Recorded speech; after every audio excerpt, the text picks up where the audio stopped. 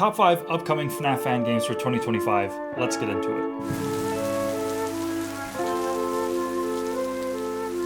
Hey girls, guys, and all people alike, it is Mox here, and hello. Today, we're going to be talking about some upcoming FNAF fan games for this year. But first, I want to give a quick disclaimer. Not all of them are guaranteed to come out this year, but I can confirm at least one of them is actually already out right now and ready to be played. And you can check out all these games in the links in the description below. And while you're down there, don't forget to like, comment, and subscribe if you enjoy this video. And also, if you have any recommendations or you think I missed a really big fan game, please let me know in the comments. I am itching to make more of these videos and find more interesting fan games to show off and play.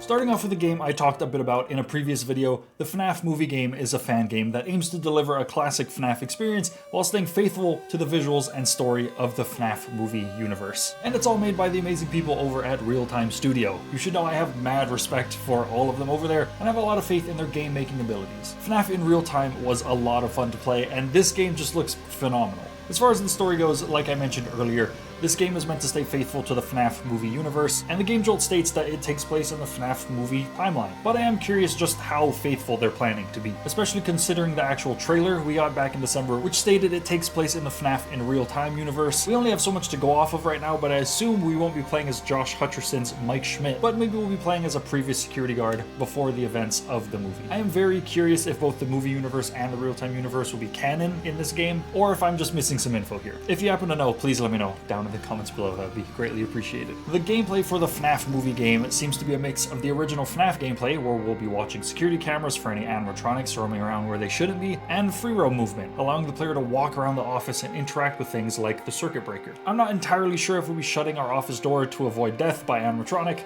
but I'm certain we haven't seen everything that's to come in terms of the gameplay. And I am very interested in finding out how these things will synergize with each other, from checking the cameras to maybe messing with the circuit breaker for different rooms. It all just looks so well made. And of course uses the amazing visuals from the official FNAF movie. It might be kind of hard to tell with YouTube's compression, but believe me, there are times where scenes look nearly photorealistic. And if you want to see more, I'll leave a link to my full breakdown video in the description below. And if you're feeling extra generous while you're down there, maybe consider becoming a member, where you get exclusive behind the scenes content, a chance to potentially influence my video production, and get some cool emotes and badges and stuff that are all in the works. Five Nights at Freddy's Blood and Gears is a fan game that's actually unique for being one that I've seen pop up a lot, all over the place, all over Twitter, all over GameJolt, everywhere, but I actually didn't know much about it before this video. FNAF Blood and Gears is a full reimagining of Five Nights at Freddy's, from the visuals to the story, while also taking some inspiration from real entertainment franchises like Chuck E. Cheese. And you all know how I feel about Chuck E. Cheese. I have to say this might be one of my favorite art styles for a FNAF fan game. It genuinely looks so good. My ideal FNAF style manages to stay in the fine line between realistic, scary, and lovable. There's a lot of designs in other games that absolutely nail 1 to 2 of those things, and those games deserve all the praise they get for sure, but I personally like a balance of all 3. The animatronics look like they could be found in a real location, selling real merch and plushies, but they also look like they've seen horrors beyond human comprehension. And the actual environments, you know I love those, look so realistic and perfectly cluttered, if that makes sense. Something else I love about it is the release date. It seems to be releasing in 2026, and I cannot wait for it. It looks so good. The story of Blood and Gears seems extensive, in the best possible way. Also, this is a bit of a side note, but I'm actually sad that the lore for FNAF fan games isn't talked about as much as the actual lore. It makes sense, but the actual lore is so convoluted and crazy that at this point I really would like to deep dive into more fan-made content rather than break my brain thinking of any of the official stuff. So if you'd like to see that, please let me know in the comments. I think that would be kind of cool to do like deep dives into fan game lore. For me, I think it just needs to be deep enough, and this game seems to have that. When I said the story seems extensive, it's because the more I looked, the more I found. I started on GameJolt, saw that they moved to itch.io, looked around for whatever lore I could find, then saw they had a whole external website full of lore and story. And honestly, just look at this. There's character descriptions, history, an archive, and everything presents itself as in-universe knowledge, which I love for immersion. To avoid taking up too much time in this video, I'll likely give this game its whole own video sometime soon, but to sum up the Blood and Gears lore, it appears to be exactly what they said, a grounded reimagining. All the key events seem to be there: Fredbear's family diner opening, closing, a falling out between Henry, Emily, and Afton, and missing children. But with possibly differing dates and some extra support pieces here and there to help move the story along. That might make it sound minor, but I encourage you to check out the archive for yourself, which I have linked down below, and you'll see how much work and passion seems to be going into this game. Creating alternate history definitely isn't easy, so huge props to the devs. As for the gameplay, Blood and Gears seems to go with the more classic FNAF approach, with a bit more freedom in the player camera movement. And judging by the gameplay in the itch.io page and in the demo, you'll have a door to shut, cameras to check, a flashlight, and a curtain to watch, as well as a post-night minigame that looks amazing. I'm sure we haven't even seen the half of it. Everything just looks so polished and well made, and I'm very curious about the different mechanics and how it'll all fit together. Welcome to Freddy's is actually a fan game I've talked about before and featured in my first ever upcoming FNAF fan games video way back in 2022, I think? A good long while ago. And for the most part, I really just wanted to remind people that this game exists. I honestly kind of forgot about it myself and went looking for it just to see if it's still in production, and it is. It recently got some updates that showed off some gameplay a few months ago, and it looks really good. I'm really excited to see where it goes. If I'm not mistaken, the Game Jolt page said it's planning to release within the first 2 quarters of 2025. I don't judge time based on quarters, so I don't know if we're past that time frame, but I'm really excited to see if this does release in 2025. And the art style looks really good. It kind of looks like the original FNAF's, a bit more stylized and artistic, with a lot of potential to be genuinely creepy. As for the story, I believe this game is more of a reboot and doesn't seem to change too much about the original story, but I am expecting to see some minor changes within the lore as there are more animatronics. A big example of this is this image of Sparky that we see, which seems to set himself up as more of a larger character in the story, so we'll just have to wait and see how that goes. And for the gameplay, we have OG FNAF gameplay with more post-night minigames. And honestly, the minigame looks really fun. I like the thought of having to go through this debug system for the animatronics just in an attempt to like fix them, but there's all this like extra paranormal activity going on. I think that's really cool. I love it. And overall, I have to say this game really doesn't seem to be trying to reinvent the wheel with FNAF fan games. It just seems like a really solid reboot game, which I'm genuinely excited for. Alright, I did mention one of these games was actually out, and that would be this, FNAF Rewritten 87. It released recently, and I actually have a new video coming out soon, hopefully, because I have actually played the first game in the series, FNAF Rewritten, for the channel a while back. And if I'm not mistaken, I wasn't even able to beat that one, but that's okay. I've always been more of a fan of FNAF 2 anyway, which this game is rewriting. The visuals look very nice. A lot of FNAF fan games that seem to focus on 3D graphics, I feel like they sometimes lack in atmosphere, but not this game. It looks so well made with a lot of polish, and the redesigns for the animatronics look amazing. The animatronics look redesigned, but I feel like they stay very faithful to the originals, just more themed, which I really like. And looking at this and other fan games like Welcome to Freddy's makes me feel like the originals weren't themed nearly enough. I love a good themed mascot, like the original Foxy, who I think is the only one who's super themed up, whereas the other animatronics seem to just fit a entertainment theme, I guess, which isn't bad, but I just feel like it's really interesting to see them have something that they stick to, and that it's more clear in the visuals. I'm not sure if that makes any sense. I think what I'm trying to say is the clothing. I really like when they have this clothes that really fits them in with the theme they're trying to go with. Now I know I said I didn't actually beat the first game, but something that I did really like about it was that the story was more directly tied into the gameplay, and I'm hoping for more of the same of that in this game. And like the first game, this is meant to bring back the feeling of putting the story together like the original FNAF. And I love that. I feel like the story was similar, but there were some differences and things to be found there in that original game, and I'd love to do the same here. I know I mentioned earlier I'd like to do more of like these deep dive videos into the lore. Maybe we can do that with this game. It looks really good and worth exploring. And like I said, that first one felt like it had more direct ties from the story to the gameplay, but it didn't feel like too much, like it was too in your face, I guess. But I did really like the book that we had in the first game that kind of gave hints and clues to the story and kind of directed us to both complete the night and figure out what's going on in the lore. For the gameplay, much like the story, it's not meant to be a brand new thing,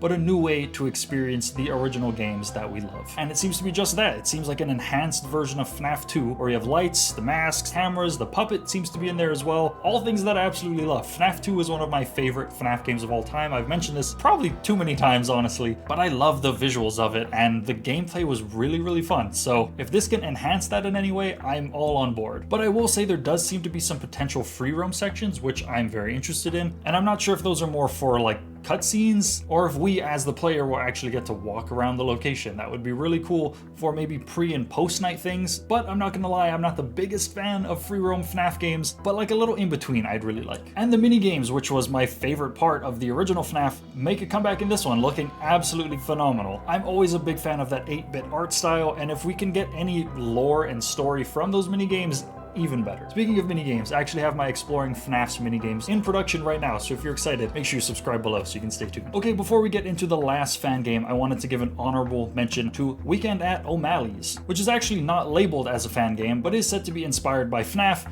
and you know, it has animatronics, so I figured it would be worth putting on this list because I want to showcase smaller, maybe lesser known games and fan games, like I did with Five Nights at the Daycare, which I showed off in the last upcoming FNAF fan games video, and that game seems to be doing really well. So I'd love to kind of show off these lesser known things so we can kind of inspire the devs to keep going, because I think all fan game devs really deserve that. And I actually found this game just while randomly scrolling through GameJolt, and it seems to be very, very new. I couldn't find a large quantity of updates, but there was a devlog that was posted recently, and I really do wish them the best. And if we check out the GameJolt page, it appears to be a free roam game that is made in Unreal Engine 5. And I know I said I'm not really a big fan of free roam FNAF games, but this is meant to be its own thing, so I'm very curious the direction they're gonna go with it. And if there are any major updates that you guys would like to see, I'd be happy to keep following this game for you. And last but not least, we have the most insane FNAF fan game I've seen in a while. This is Lucid Nightmare: Prayer of the Fallen. Even that title is ridiculous, in a good way. Just looking at the screenshots and the updates for this game, the graphics look insane. It seems to take inspiration from those older real-world animatronic locations, but in an awful way. But in a good way. It's awful for your comfortability, really good if you like horror and terrifying visuals. And if you can't tell, I'm not usually the biggest fan of ultra-realistic graphics like this, but it is definitely worth showing off because it's impressive. I've mentioned in previous videos that FNAF, once you've played it so much, it's not so scary at all, really. It's kind of just gameplay that you're trying to get through, which, like I mentioned earlier, I actually really like that more lovable side of FNAF where you're kind of just, you're playing a game, having a good time. It's not so like, oh god, I'm too scared to really do anything. I think this game can definitely pull off that fear factor. So if you're interested in that, I assume this game is definitely for you. Something I thought was very unique about this fan game, it seems to lean heavily into the paranormal side of FNAF with like these creepy symbolism and like this fleshy look for a lot of things. It looks, like I said, terrifying, but very unique and different compared to everything else. I feel like we see a lot of blood and gore in FNAF, but usually in more of like the VHS videos, which tend to be very analog horror, which is what this game definitely reminds me of. Now, I will say there are some images that I feel like lack a bit of atmosphere, but I think it's just because that's their unfinalized state. I feel like all the lighting isn't quite there yet, but the images that do have their proper lighting look very, very well done, perfectly made, terrifying, analog horror. It honestly makes me super uncomfortable, which is great if you like horror games. I love a good rich lore for any game, really, and I'm not sure how deep this lore will go, as I'm not entirely sure how different it is from the original FNAF lore. In this game, you'll be playing as a teen looking for your dad, which leads you to your uncle's restaurant, which is named Freddy's after an incident in 1983. Possible Bite of 83 reference. And I will say, I'm not trying to be rude whatsoever, but I don't think English is their first language. And I mention that because at first I was questioning what was really going on with this kind of description, just the way it was worded. But I don't think English is their first language, which is not a problem whatsoever. I just felt like I should point that out in case you were a little unsure, as I was unsure, but the more I looked into it, the more I was blown away by how much work seems to be going into this. It looks, like I said, insane. There are a lot of updates on the GameJolt page, too many to look through for how uncomfortable the images make me, so maybe there's a lot of story just written within those updates, and if there's a lot that I'm missing, please let me know down in the comments. I would love to know what the proper story of this is, but maybe not too much because the game's not out yet, so I would love to figure it out as the game goes on. But if I had to take a wild guess, I'm guessing your uncle is this fan game's version of Purple Guy. The description of the uncle just makes him seem so sus. I feel like that's kind of the most logical conclusion, if there even is a Purple Guy or an Afton or whatever. And within those many updates, there are a few teasers for gameplay, and in them the environments look really, really good. Like I said, with the lighting and everything, once it all comes together, it looks great. And we don't see too much, but I do assume it's going to be similar to OG FNAF gameplay. It's kind of too hard to tell just yet. But if they're leaning more into the paranormal side of things, it could be similar to Junior's, which was full paranormal investigation. I don't think it'll be quite that, considering we're playing as like a teen, but maybe like a minor streamliner version of that, at least with the proper gameplay mechanics. I think it has so much potential. It looks really, really good. And I'm super excited to see more updates about this game. I'll definitely be keeping up to date with this and all the other fan games I showed off previously. And that's actually going to be just about it. Please let me know down in the comments, what was your favorite fan game out of this list? Like I said, if you have any recommendations for upcoming FNAF fan games that I can give you guys updates on, or games that are already out yet that I can play, please let me know. I'm dying to do more of these. And if you really want to help me pick what to do next, you might consider becoming a member. Like I said earlier, I'm trying to go hard on giving members things that they can actually look forward to when you become a member. No pressure whatsoever to do so, but it does help out the channel a whole bunch. I just put out my first kind of behind the scenes member video recently where I talked about my whole setup and just kind of how I make these videos, from the scripting to the recording to the editing, thumbnail making, all that fun stuff. And you know, script writing, me recording, the editing, they all make a little appearance. It's nice. But in terms of not member stuff, I recently posted my Exploring FNAF Environments Part 2 video, which I absolutely loved, one of my favorite videos to work on, along with my world building video. I'm starting a new